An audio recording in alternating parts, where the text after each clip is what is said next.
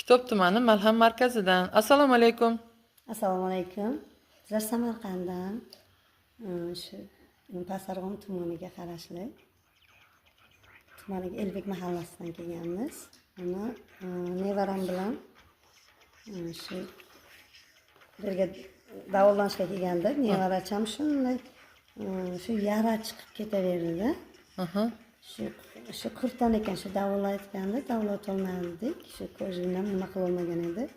Bu nimadan ekan, qurtdan ekan. Mana bugun 3-chi kun hamma yaralari qaytib, o'zi ham ovqat yeb, yaxshi. Ovqat yemasmidi bolachangiz? Yo'q, ovqat yemasdi. Necha yoshda? Bu 3 yoshdan oshgan. 3 yoshdan. Nima qilib kichkina deb. Hozir ishtahalar ochildimi? Ha, hozir 2 kosa ovqat yeyman deydi. Ichi o'tyaptimi? Ichi o'tyapti. Ha, yaxshi hozir. Uyqulari yaxshi bo'ldimi? Endi tinchlandim. Shunday asabiy, g'ash, o'zi yig'lar edi, ko'p yig'lar edi.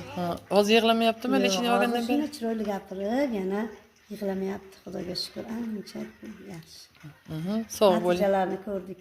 Yaxshimi? Sizlarga ilm ishlaringizga omad, sizlarga Nigora Hamidovaga katta rahmat.